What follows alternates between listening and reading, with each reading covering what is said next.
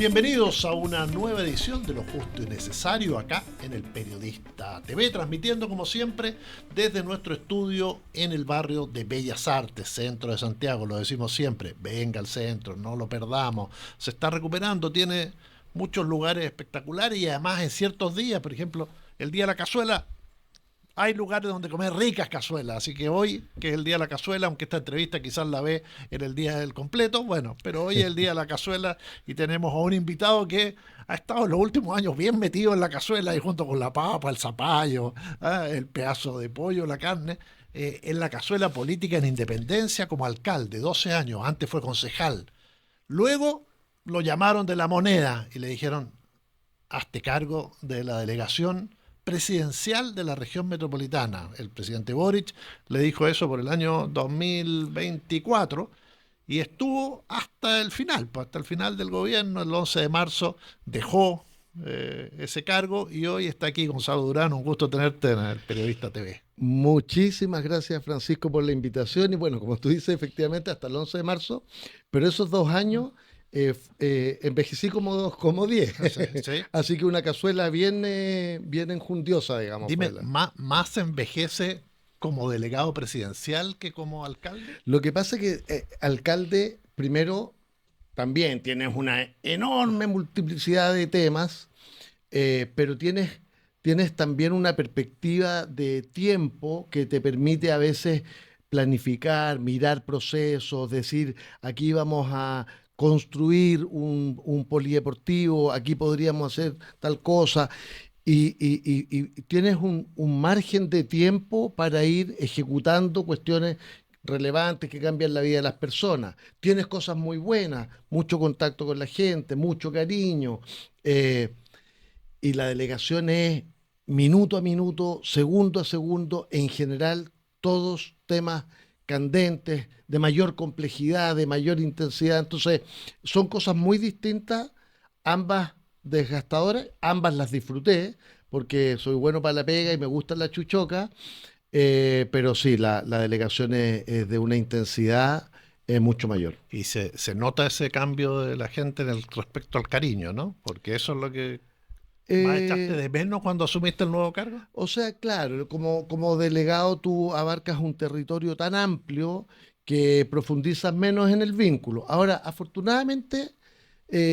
yo que andaba siempre en la calle, por todos lados, caminando y por supuesto, y cuando iba a distintas actividades en las comunas, en general siempre buena onda. Así que la gente veía que uno se esforzaba en sacar las tareas adelante, en mejorar las condiciones de seguridad, no sé qué. Entonces la gente, fíjate que es curioso, ¿ah? Porque siendo una función mucho más política, en el sentido de mucho más en la contingencia que la de alcalde, bueno, ahora los alcaldes también en la contingencia, pero digo, en general más expuesto a la confrontación, en general la gente que le vaya bien, está haciendo buena pega, no sé qué, como expresiones de buena onda, yo creo que más o menos transversales.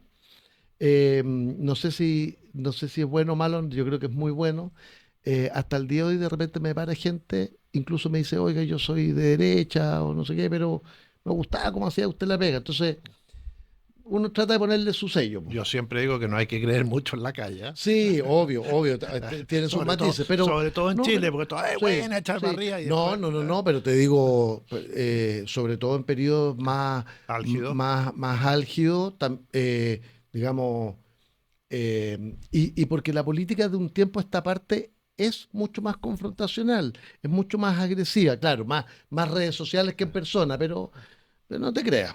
Sí, también en la calle hay su Sí, grito ahí de vez en solapado, cuando, ¿no? El de que vez dice, en "Ah, cuando, sí, ah". sí, sí, sí. Pero bueno, hay que tomárselo con la mejor disposición. Evaluemos qué te parece estos primeros, ya no sé cuántos días llega el gobierno, pero hay una materia que es muy importante y que compete a tu experiencia como alcalde y también lo que se refiere a lo del legado presidencial y que tiene que ver con la seguridad. Es decir, hace Mm. pocos días tuvimos a Camila Vallejo, la vimos en los medios de comunicación, diciendo concretamente que el gobierno de Kast era una estafa, un fraude respecto a lo que estaba haciendo en materia de seguridad, porque había llegado sin programa y había prometido muchas cosas y hemos tenido esta semana incluso más portonazos, un homicidio tremendo esta mañana. Es decir, ¿cómo evalúas esto y cómo se ve desde afuera? Porque efectivamente cuando tú pasas por una instancia de gobierno, puedes tener, dices, todo lo puedes calibrar de una manera distinta, ¿no? Sí, varias cosas. La primera, efectivamente, este gobierno asume con una promesa muy nítida en materia de seguridad y migración, que creo que es la principal razón por la que fue elegido. O sea, yo estoy seguro que si hacemos una encuesta y le preguntamos a la gente cuál es la razón número uno por la que votó por este gobierno, estoy seguro que es seguridad y migración, que además tendieron a juntarlas en una sola, a pesar de que son dos cosas distintas de extraordinaria complejidad cada una de ellas. Entonces, respecto de la propia promesa, es evidente que este gobierno, no sé si decir una estafa, pero a lo menos hay una promesa total y absolutamente incumplida. En primer lugar, porque quiero recordar, quien encabezó el ministerio fue una persona que no tenía ninguna condición ni competencia para aquello. Segundo, no había plan. Y tú, después de años de candidatura diciendo que esta es tu principal preocupación, y después, desde que te eligen hasta que asumes, tienes algunos meses, lo razonable es llegar con un plan. No había plan. Y en materia de migración, bueno, la frase famosa de que en realidad había sido una metáfora, que después se convirtió en hipérbole. Entonces es tentador reconocer que de metáfora a hipérbole y de hipérbole a estafa hay un paso pequeño, digamos. Yo siempre, eso una primera cosa, o sea, efectivamente creo que es la principal razón por la que fue elegido y no ha cumplido. Desde el punto de vista del resultado objetivo en materia de seguridad, lo dije antes siendo delegado y para ser consecuente lo voy a decir de nuevo, la seguridad tú no puedes evaluarla mes a mes, ni trimestralmente, ni semestralmente. Los resultados de una política adecuada en materia de seguridad se miden en el tiempo. Yo me acuerdo cuando lanzamos el plan Calle Sin Violencia y qué sé yo, a la semana siguiente había un homicidio y los medios te preguntaban, oiga, hubo un homicidio, ¿esto es un fracaso el plan Calle Sin Violencia? Absurdo, porque no es que el plan tiene efecto inmediato desde que se decreta, son políticas que se despliegan en el tiempo y que van produciendo efecto. Y en el caso del gobierno del presidente Boric hubo un cambio normativo muy importante, más de 70 leyes muy relevantes para dotar al Estado de Chile de condiciones adecuadas para enfrentar la seguridad, ley contra el crimen organizado, contra el narcotráfico, bueno, la propia creación del Ministerio de Seguridad, en fin, una cantidad muy importante. Después se crearon condiciones institucionales, dotación policial, infraestructura, equipamiento, tecnología, etcétera. Bueno, eso no es que al mes siguiente desaparece la inseguridad. Y en ese sentido, yo solo quiero decir, si uno mira la evolución de los delitos más violentos, incluidos los homicidios, durante el gobierno del presidente Boric, efectivamente, los 2 últimos años hubo una disminución en la tasa de homicidios. Si uno mira esto como tendencia, más aún cuando dejamos instalados capacidades institucionales mucho más fuertes, es razonable que en el tiempo se vaya produciendo una disminución, pero tendencial. Es decir, no es que, primero, no es que las cifras de hoy son atribuibles a este gobierno, sino que son parte de un proceso y probablemente hacia adelante, si las cosas se hacen bien como política de Estado, debiéramos tener una tendencia a la baja, pero esto es progresivo y efectivamente, como se ha dicho, hasta ahora los homicidios siguen a un ritmo similar a los del pasado. No sé si te acuerdas que el gobierno en un momento anunció con la ex ministra de Seguridad y la ex subsecretaria que iban a informar los homicidios semana a semana. Eso es absurdo.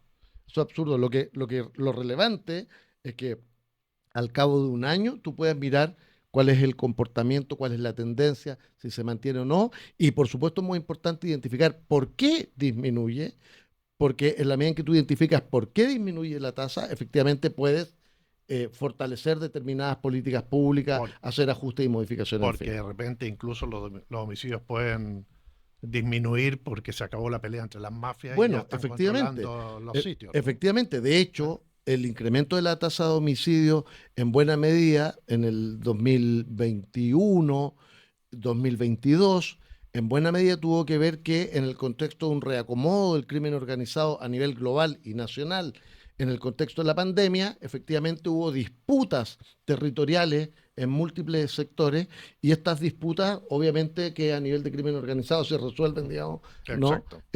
A balazo. La gran mayoría de los homicidios más complejos, efectivamente, eran en el contexto de ajustes de cuentas, de disputas entre grupos criminales. De manera que incluso la disminución de la tasa de homicidio no necesariamente significa mejor seguridad, sino que Exacto. significa que los grupos, las organizaciones criminales tienen más control del territorio unas sobre otras. Entonces hay que O abordar que esto acordaron los integralmente. territorios, que eso también es mucho más También, grave, también digamos. se reparten, Claro. ¿no? Ah, Y lo otro es que, claro, la tasa de homicidio es la que produce más impacto, pero es muy importante ver la evolución de otros delitos que muchas veces tienen más cotidianidad y que afectan más a las personas, aun cuando el bien protegido, que es la vida, por supuesto, es el más importante. Gonzalo, en algún momento entre líneas a Raúl lo dijo, ¿no? Dijo, el plan ya está.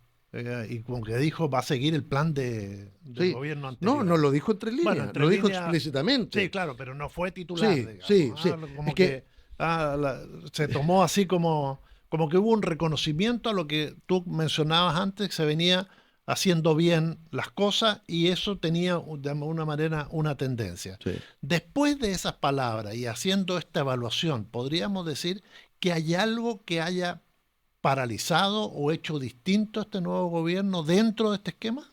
No, yo no veo nada nuevo, nada distinto. Creo que hay una tendencia a consolidar lo que se venía desarrollando y quizás la diferencia, no la diferencia, porque nosotros también lo hacíamos, quizás la diferencia es ambiental.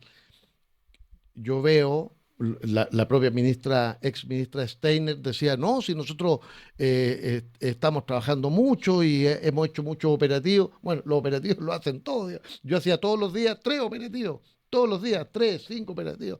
Los operativos lo hacen todos.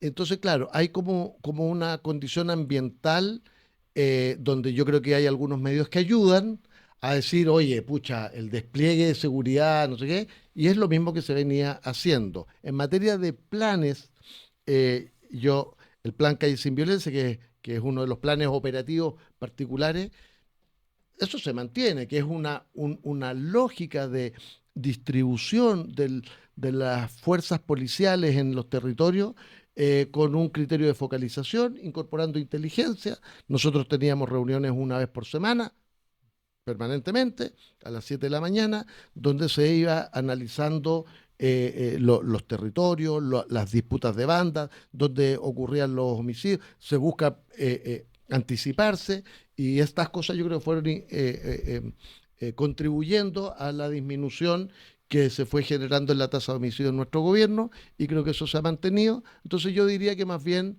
la puesta en escena, por así decirlo, del ministro Rau, que efectivamente es infinitamente superior a la experiencia de Steiner, va en la línea correcta, porque también el tema de la percepción es bien importante, y yo creo que en las condiciones más estructurales, quizás lo único que yo echo de menos, que ha sido materia de debate legislativo, es la ley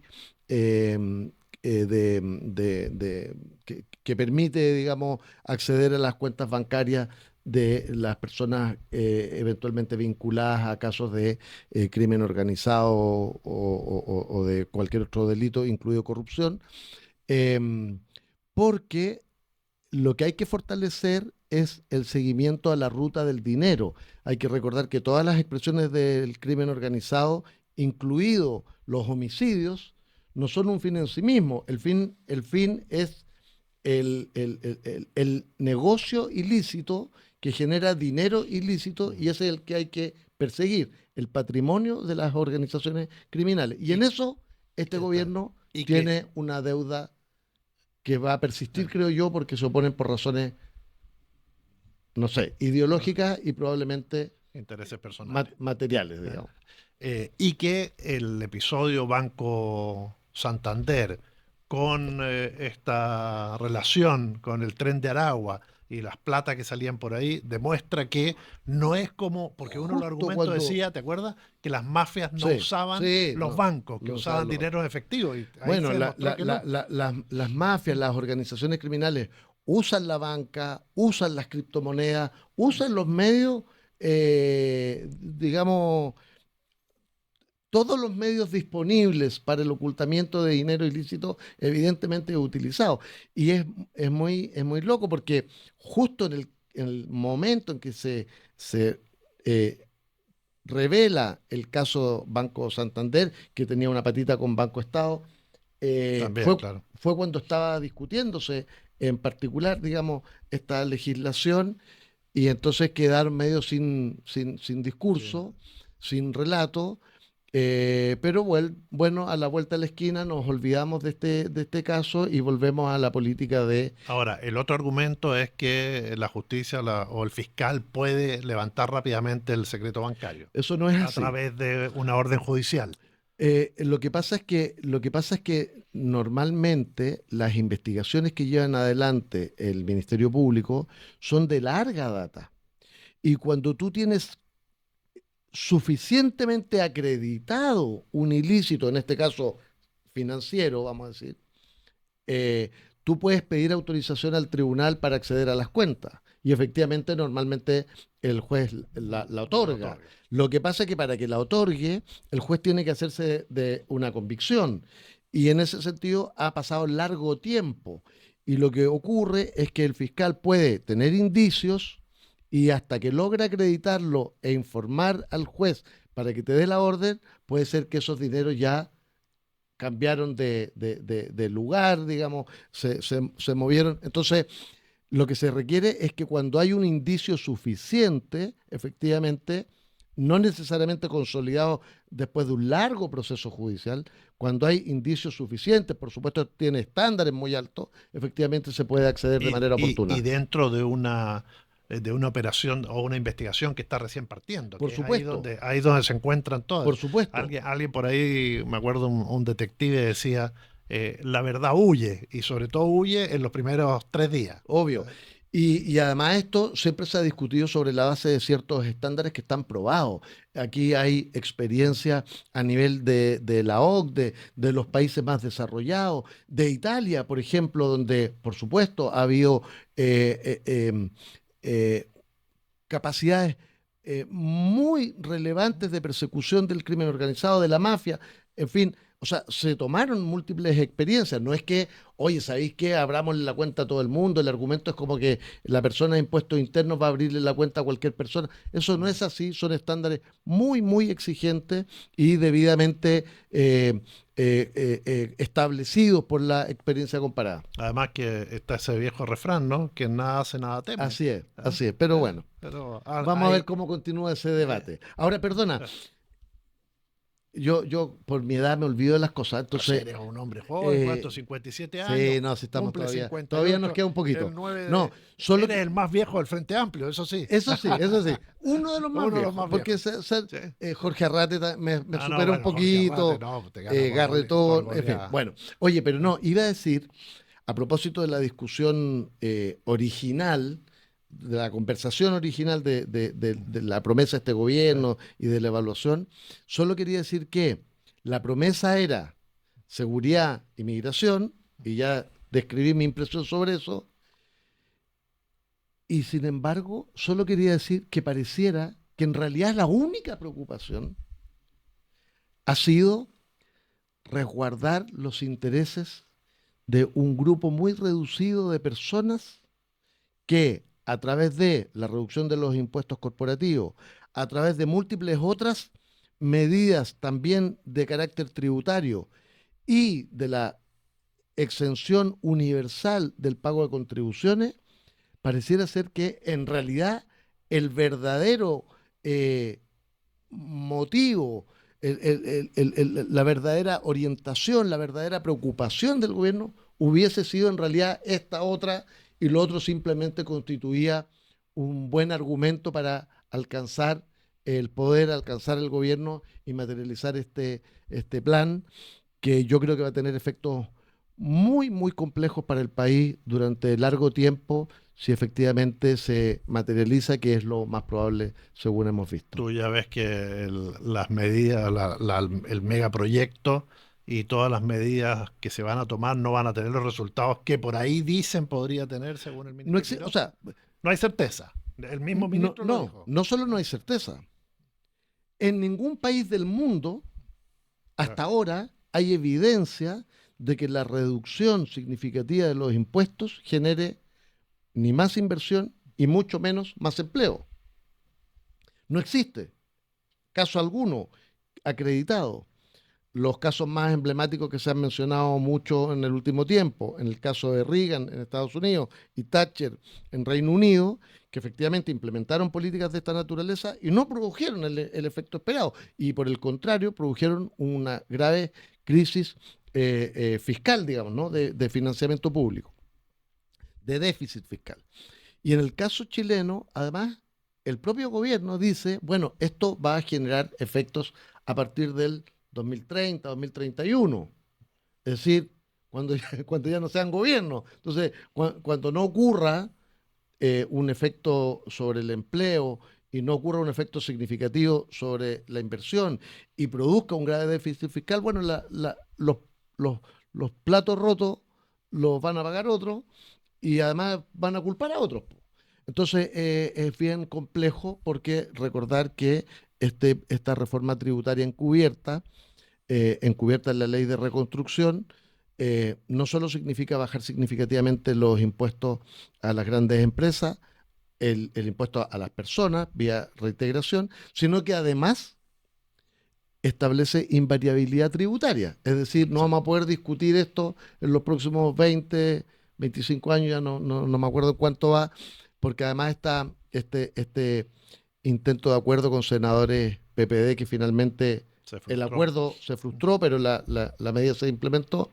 Es medio ridículo, porque los valores que ponen para cuánto tiempo de invariabilidad son irrisorios, en realidad son montos muy pequeños. Entonces, en la práctica, los grandes proyectos, que son con los que se beneficia este grupo de no más de 1.500 empresas en Chile, eh, en la práctica va a tener el plazo máximo de invariabilidad, y esto significa entonces que 5 gobiernos no van a poder modificar la estructura tributaria del país. Y además tiene esa devolución en el caso que falle el proyecto por un Sí, rechazo no, medioambiental que te eso. genera dos problemas. Uno, que pueden apurarse proyectos que provoquen o impacten en el medio ambiente.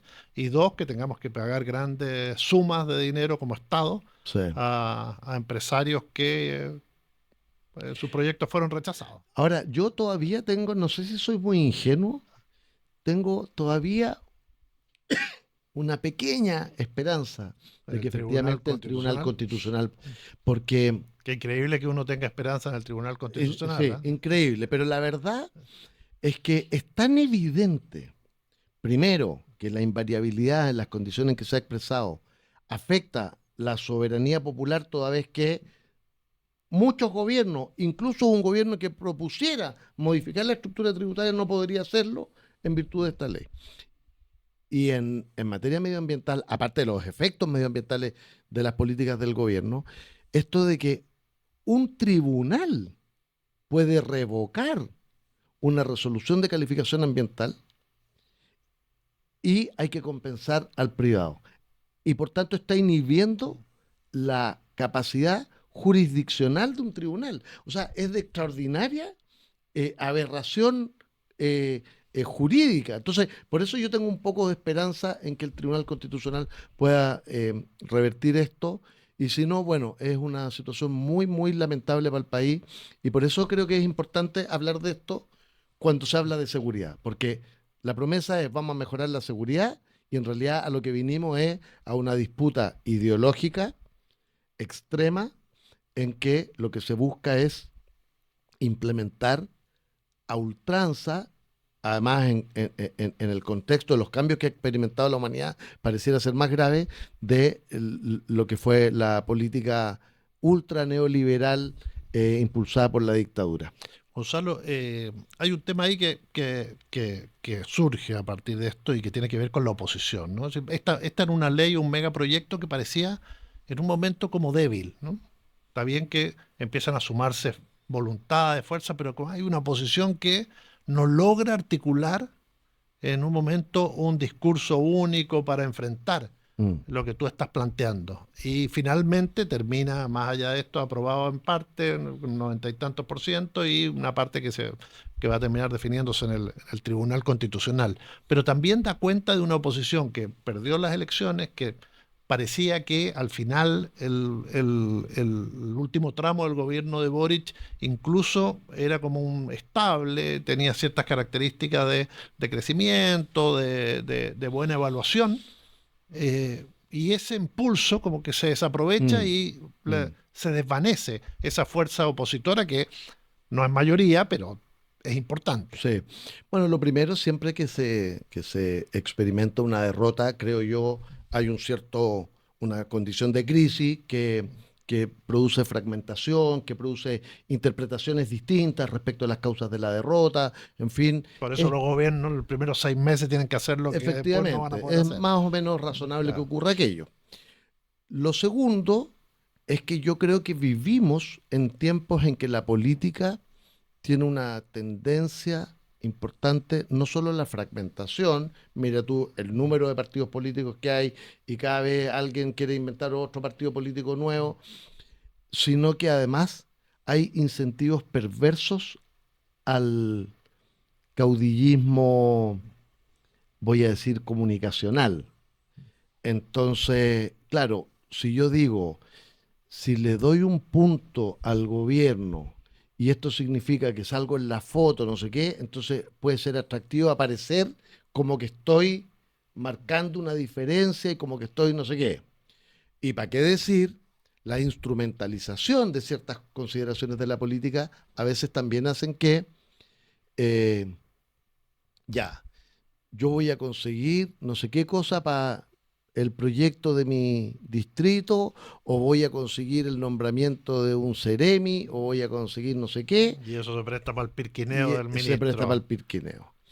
Como que la política a veces, porque voy a terminar esta reflexión con algo positivo, pero a veces tiende a ir perdiendo la consistencia eh, valórica y programática e incluso ideológica que debe tener, digamos, ¿no? La política. Porque si estuviéramos diciendo, mira, lo que pasa es que en realidad hay dos proyectos muy radicalmente distintos entre unos y otros sobre, por ejemplo, la estructura tributaria del país, yo, bueno, diría, bueno, pucha, es razonable. No es el caso.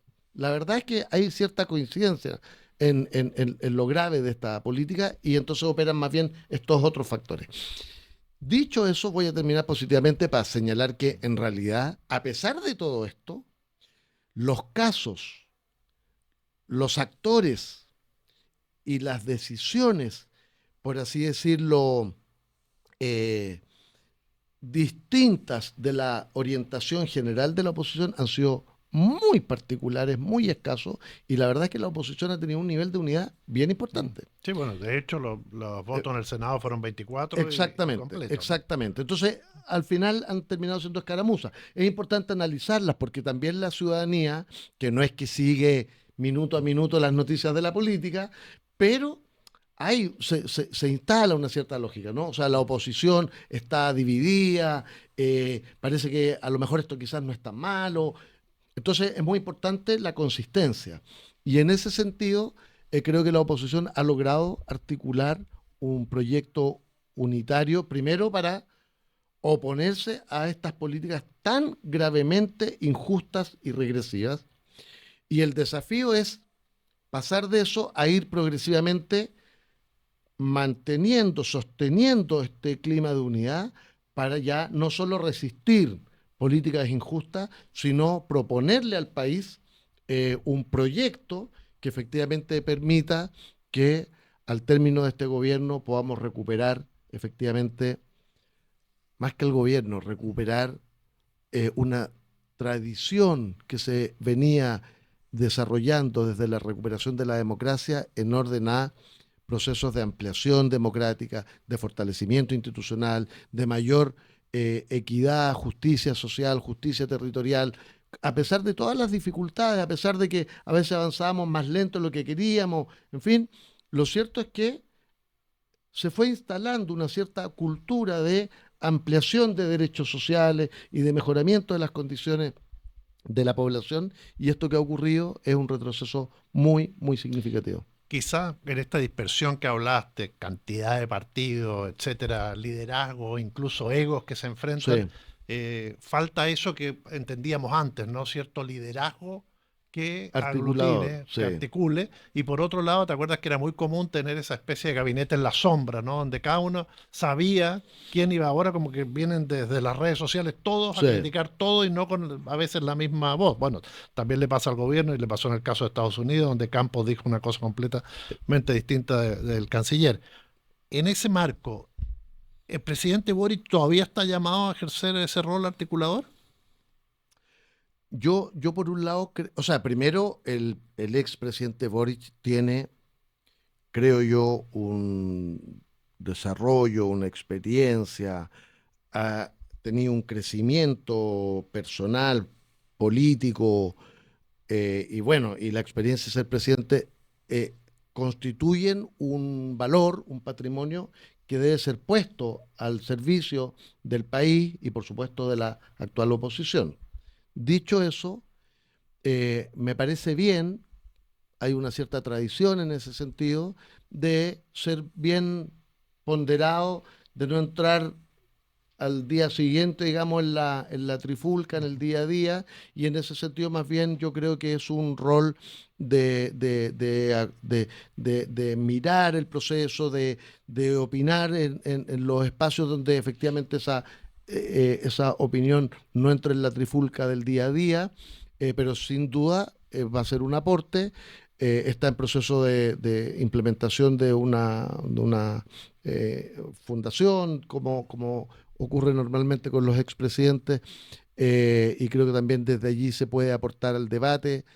em, pero creo que la responsabilidad principal debe estar radicada en los partidos políticos. He visto declaraciones de personeros de distintos partidos auto proclamándose, digamos, los articuladores del conjunto de la oposición. Yo creo que esto más bien son procesos naturales que van decantando progresivamente, eh, y es evidente que los dos partidos que probablemente van a jugar un rol más importante en el proceso de articulación son el Partido Socialista y el Frente Amplio. Primero, porque efectivamente logran articular hacia distintos mundos. Son dos partidos de los más significativos desde el punto de vista, en el caso del Partido Socialista, de su historia, su tradición, de liderazgos que históricamente tuvo, en fin. Y en el caso del Frente Amplio, bueno, hoy día es el partido con más militantes en Chile y es un partido que acaba de encabezar un gobierno. eh, Tiene una bancada parlamentaria, la bancada de diputados más grande de la oposición, y en ese sentido yo creo que efectivamente estos dos partidos, cada uno con sus particularidades, puede contribuir a este proceso de convergencia del conjunto de la oposición. Ahora, por un tema generacional, hoy el Frente Amplio parece la Masía ahí de Barcelona, con muchos semilleros, ¿no? Y Sí, figuras sí. para enfrentarse a las hipotéticas primarias que vamos a tener en algún momento. Bueno, si uno piensa en el propio expresidente Boric, no me acuerdo exactamente qué edad tiene, pero 40. los 40 años. Hay liderazgos muy importantes como el de Tomás Bodanovich, que tiene 30 y tantos. Es decir, efectivamente tenemos una generación que tiene para largo rato, digamos, ¿no? De jugar roles bien en la primera línea de la política, pero con un capital muy valioso digo, más allá de la edad, ¿no? No Sí. se trata solo de la edad, sino con un capital de gestión, de construcción política, de articulación, de construcción de relatos. ¿Y qué le eh, estaría faltando a ese Frente Amplio para dar ese paso y convertirse en... O sea, el Frente Amplio es un partido muy nuevo. Hay que Sí, recordar que además está representado por la fusión de distintos grupos, muy vinculados al mundo más bien universitario, en su oportunidad estudiantil. Eh, yo creo que un primer paso fue el Congreso ideológico que acaba de culminar. Un segundo paso es que tiene que ser capaz de extenderse social y territorialmente de manera mucho más significativa, tiene que permear a más sectores de la sociedad. eh, y bueno, y el resto es seguir acumulando experiencia. La experiencia de ser gobierno fue una experiencia muy importante. Yo creo que hoy día este rol de oposición, después de haber sido gobierno, no es lo mismo que ser oposición cuando no ha sido gobierno nunca. Y efectivamente yo creo que haber sido gobierno y hoy día estar en la condición en que está el Frente Amplio representa una enorme oportunidad de crecimiento también. Así que mi impresión es que hay Frente Amplio para largo y efectivamente una contribución muy importante para el país. Gonzalo, dejamos de lado el tema de los militares cuando hablamos de seguridad. Es un tema recurrente, ¿no? Militares en la calle. Ni los militares quieren, ni mucha gente quiere que estén en la calle. ¿Qué opinas tú al respecto? Yo tampoco estoy de acuerdo y lo dije como delegado y no estoy de acuerdo en primer lugar porque no sirve. Si la experiencia internacional en cualquier país del mundo da cuenta de que efectivamente la incorporación de los militares a labores de seguridad pública ha sido un desastre. Esto tiene un pequeño matiz que lo voy a mencionar al tiro, pero digo, primero, no sirve. Segundo, como tú muy bien dices, los propios militares no están de acuerdo.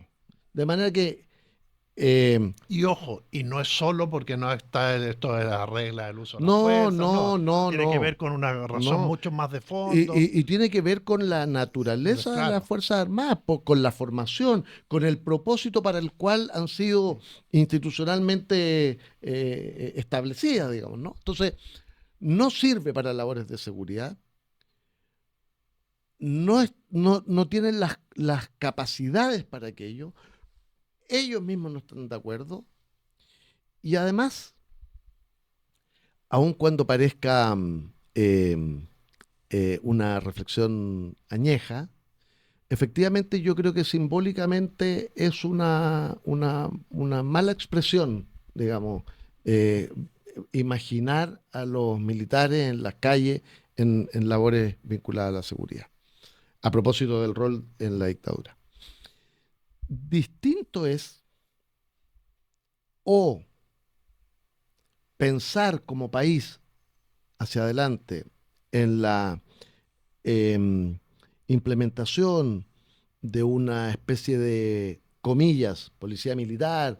En Europa tú ves, claro. se menciona mucho este ejemplo, no sé, personal, eh, comillas, militar, digamos, con fusiles, no sé qué, En los metros, en plazas resguardando importantes, lugares infraestructura crítica estratégicos. o lugares Sí, estratégicos, qué sé yo. Dicho sea de paso, en Europa en buena medida se explica en el contexto de lo que es el terrorismo, más que exacto, los problemas de seguridad ciudadana, digamos, claro. ¿no? Eh, pero o de pensar una policía militarizada o que efectivamente, y aquí sí, con una regulación muy, muy exhaustiva, que los militares pudieran cumplir una función en lugares y circunstancias muy estratégicas, particularmente estratégicas desde el punto de vista de la seguridad y que permitiera liberar en alguna medida a las policías. Pero la función de seguridad pública es una función que está radicada en las policías y a mí me parece que esa estructura principal debe mantenerse. Hablemos un poco de esta ciudad. Muy bien. Delegado presidencial. Santiago como que empieza a tomar otro rostro, ¿no? Viene con un impulso de hace tiempo, incluso el centro de Santiago empieza a recuperarse, Sí. hay espacios que se están ampliando. ¿Cómo ves a Santiago? Primero, como región, quiero decir que, bueno, por supuesto, me encanta de verdad la región metropolitana. me encanta y creo que tiene una diversidad, una calidad, un valor extraordinario para sus ciudadanos y para quienes vienen de otros lugares, ¿no? Y esto lo digo ahora, y para qué decir, por supuesto, cuando nosotros éramos gobierno y había quienes decían que Chile se caía a pedazos y que la ciudad se caía a pedazos. Bueno, esta es la misma ciudad de hace 2 años atrás y la verdad es que es una gran ciudad. De hecho, tiene múltiples premios y ranking en materia de turismo, en Eh, materia de seguridad, La en gente fin. no sabe, pero está dentro de las 25 ciudades del mundo más caminables. ¿Mm? Efectivamente, acaba de salir un Sí, informe más caminable, los estándares de seguridad de la región metropolitana versus otras capitales en América Latina también es significativamente más segura, en fin. Dicho eso, es decir, que me encanta, que tiene un extraordinario valor, una riqueza, una diversidad, en fin, sigue siendo una ciudad muy injusta territorialmente, muy inequitativa.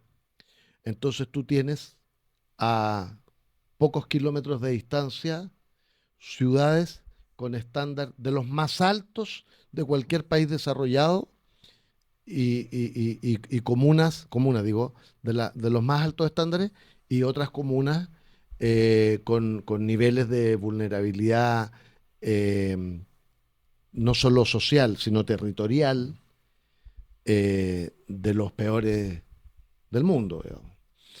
Y eso es un desafío todavía pendiente y evidentemente que las condiciones de calidad de vida, de seguridad, de espacio público, en fin, de vivienda de estos sectores más vulnerables versus las comunas más ricas, es de una magnitud y de una gravedad que debe ser abordada con un sentido de urgencia. Por eso, entre otras cosas, es tan grave esto que está proponiendo el gobierno de terminar con el pago de las contribuciones universalmente, porque lo que va a hacer es acrecentar, agudizar las condiciones de inequidad territorial, de injusticia de las ciudades del país y de la región metropolitana en particular.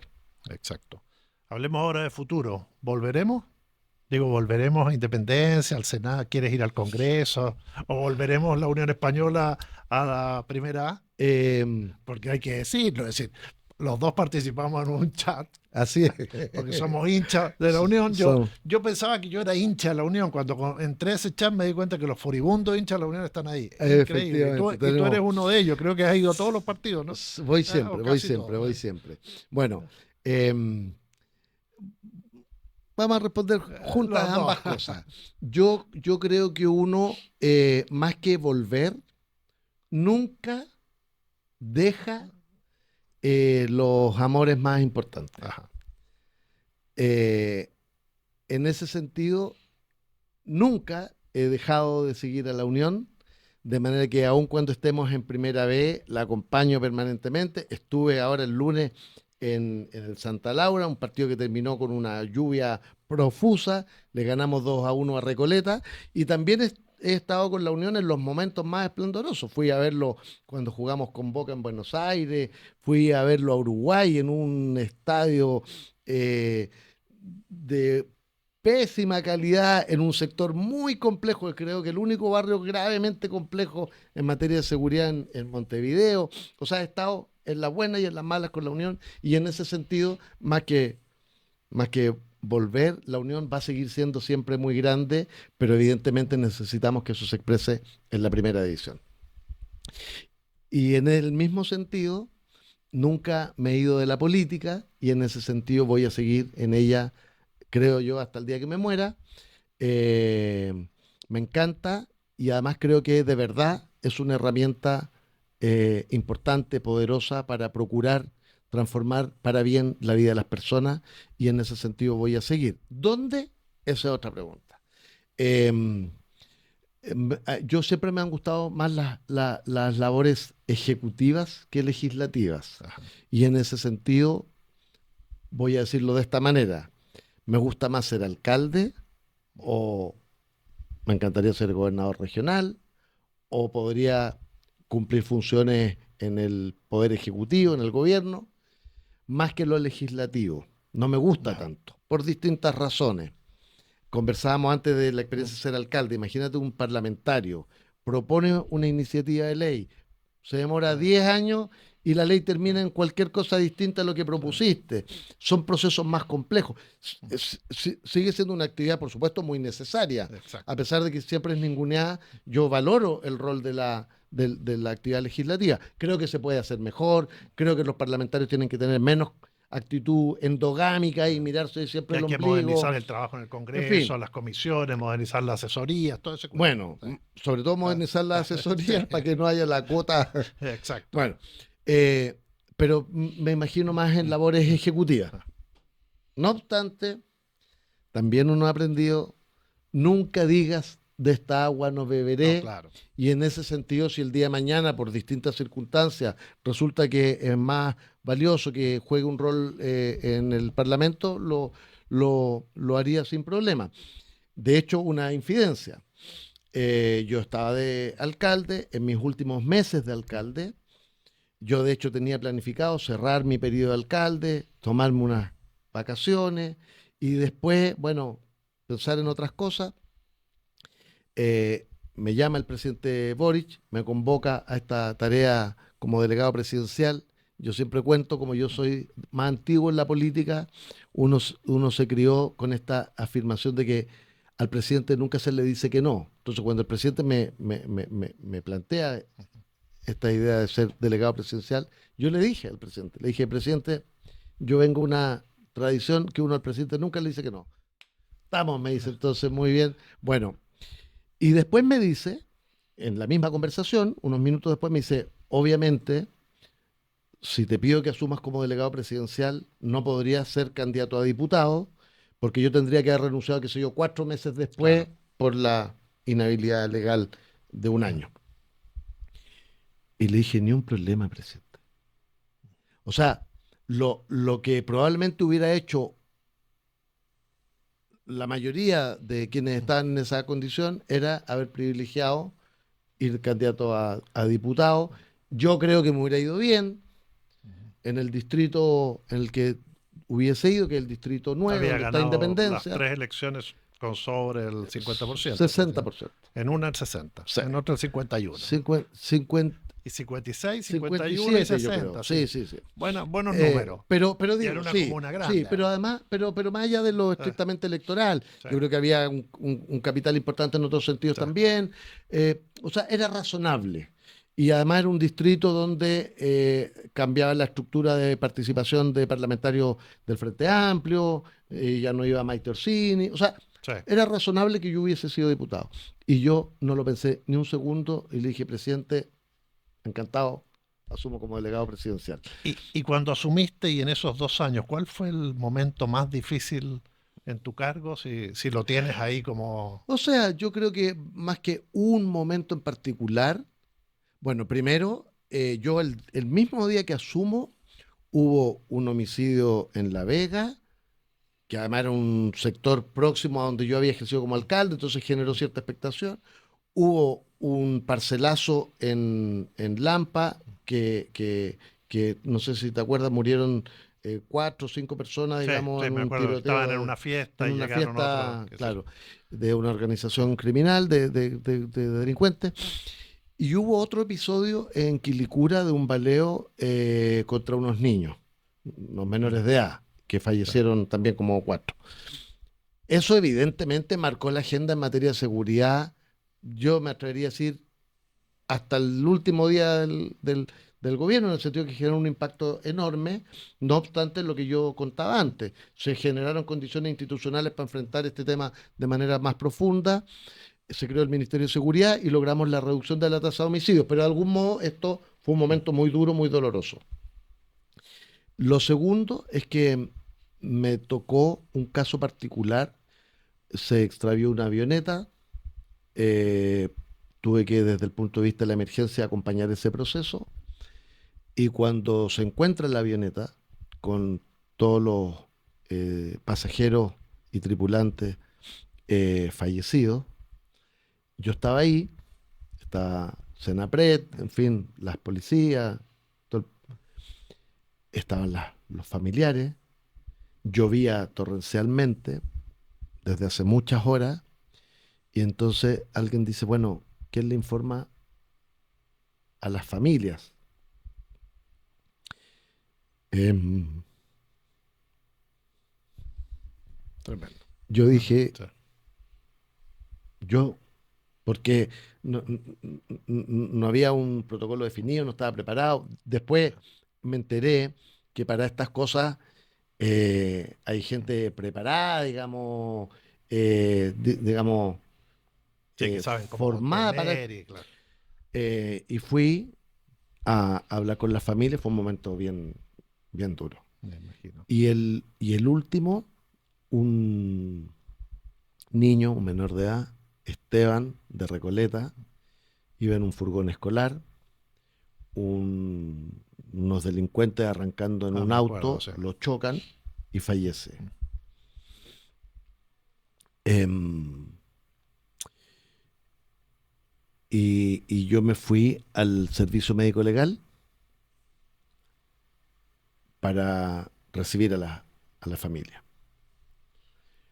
Hablé con el director del servicio médico legal para proveer un espacio físico, una oficina donde pudieran estar las familias esperando.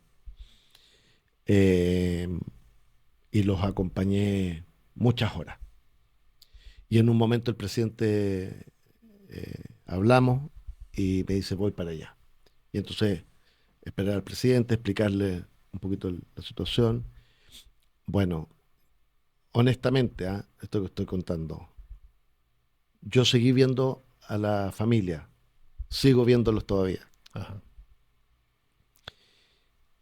Y, y un día ellos me dicen, la familia me dice, sí, me dice el presidente, y ahí supe que el presidente, de manera completamente anónima, también siguió viendo a la familia. Entonces un día nos encontramos con el presidente en alguna actividad y me dice, pucha, qué bueno que los ha seguido viendo. Y le digo, pucha, qué Los dos, bueno, ¿sabes? presidente, yo supe que usted también, no sé qué. Y después, bueno, por supuesto hemos comentado y hemos pensado tratar de acompañar. Entonces, eh, son pegas muy duras, son en general siempre situaciones muy críticas, en donde creo yo siempre se juega una dimensión humana de extraordinaria profundidad.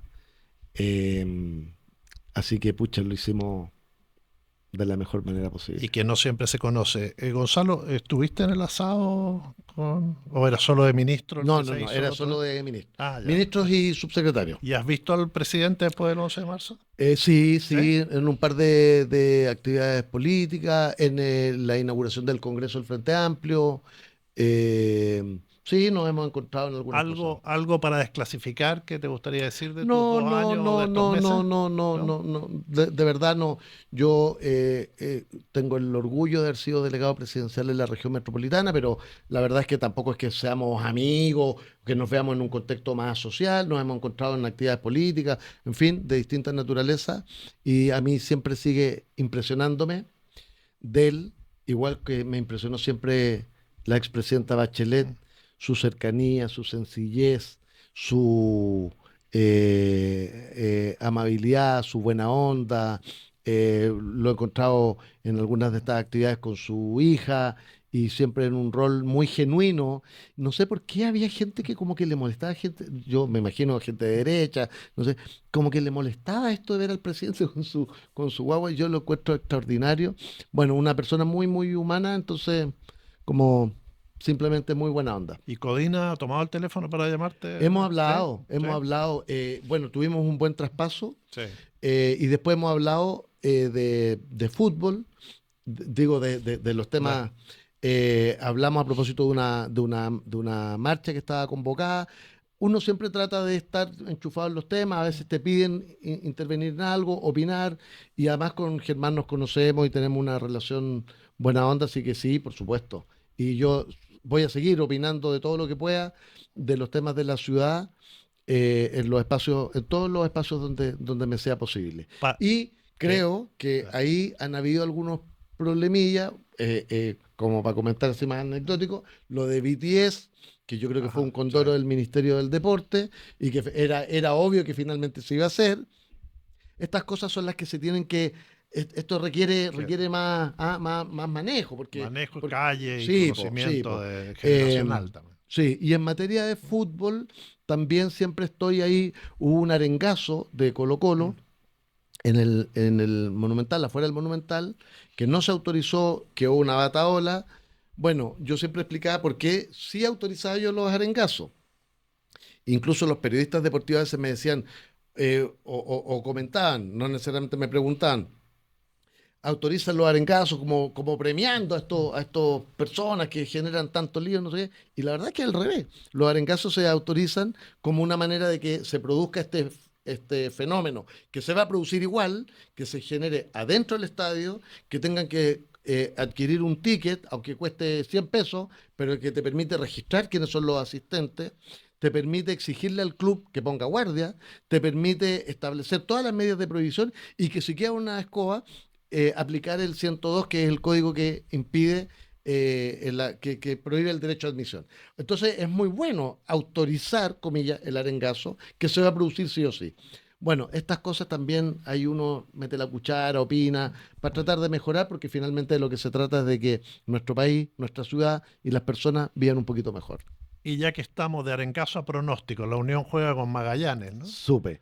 Es Sí, un sí. partido de historia. Sí, Imagínate sí. Julio Martínez lo que diría, ¿no? Sí, sí, Este sí. es un partido de los Y, que tiene y más además, historia del y fútbol además, chileno. como ya Eso. confesamos que ¿Eh? compartimos un chat ahí de hinchas de la Unión, están todos muy preocupados de cómo van a estar las condiciones climáticas, del estadio donde se juega, si va a haber visita, en fin. Bueno, están todos muy entusiasmados. Yo no puedo, porque el mismo día está de cumpleaños mi hijo, entonces tenemos un almuerzo familiar y el partido a mediodía.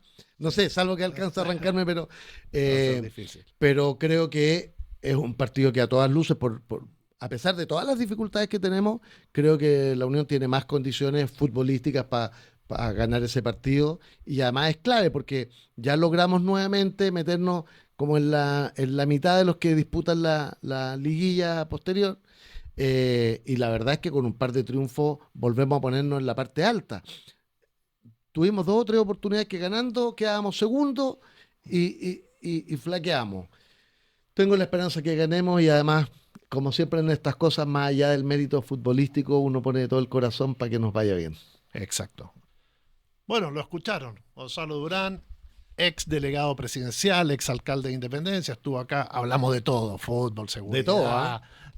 sus cargos, sus emociones y la parte más humana que se nota que todavía te duele. Muchas gracias, Gonzalo, por estar acá. Muchísimas gracias. Y gracias a ustedes por estar ahí. Ya saben, si les gustó el programa, lo comparte, se suscribe al canal y nos sigue. La idea es que sigamos haciendo periodismo con criterio. Muchas gracias.